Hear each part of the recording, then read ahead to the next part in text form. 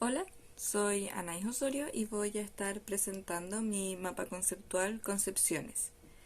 El tema del mapa es principalmente una representación visual sobre el arte y la literatura a lo largo de la historia. O sea, sobre las concepciones del arte y la literatura a lo largo de la historia. Primeramente, decir que dividí el mapa conceptual por colores para que fuese más fácil digerir de una manera visual. Primero está el arte con tonos rojizos. El arte se divide en clásico, medieval, moderno y contemporáneo. El clásico lo dividí en geométrico, que fue uno de los primeros tipos de arte que se reconocieron dentro de la Grecia antigua.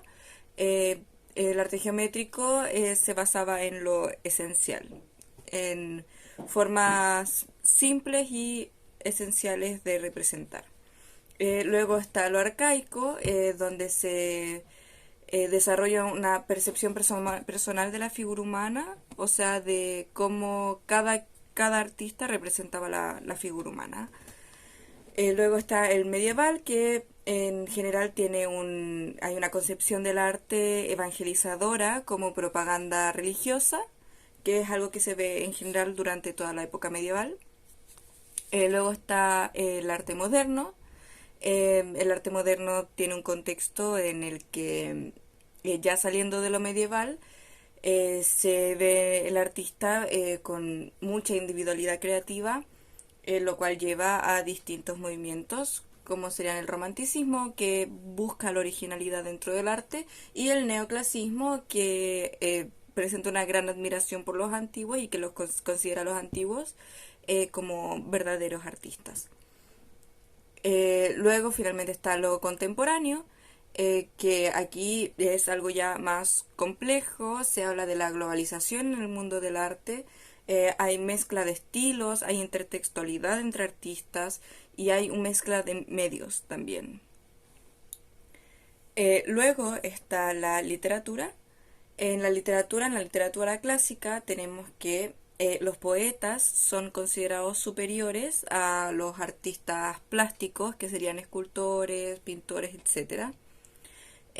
La literatura dentro de la época clásica tiene tres fines a lo largo de la historia, que son como ritual, como entretención y con fines morales.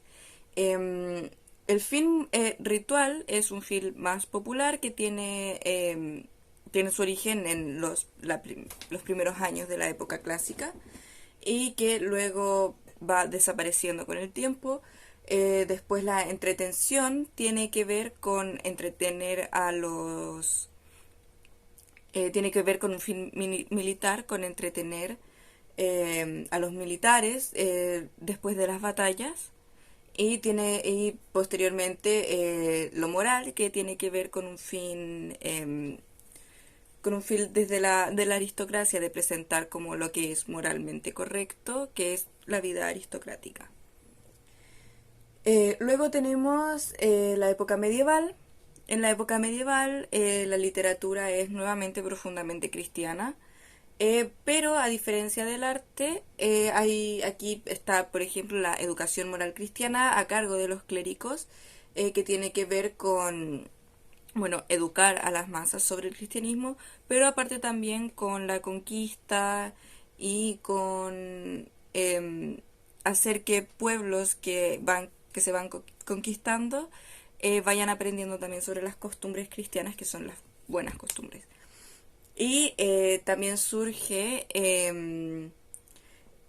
la rama de la literatura del romance entre la dama y el caballero, que en verdad está hecha para la entretención de las noblezas y también se ven representados sus valores en esta. Luego en el mundo moderno, lo mismo que con el arte, se ve un mundo en transformación, saliendo de esto, de esta como caja cristiana de evangelizadora, por lo que surgen muchos movimientos intelectuales, como serían en primera instancia el humanismo, que es una nueva intelectualidad ya salido de lo religioso. Luego está la ilustración, por ejemplo, que se basa en distintas filosofías políticas, habla sobre el bien común, sobre el ser humano, sobre qué es el ser humano, qué busca el ser humano, etcétera.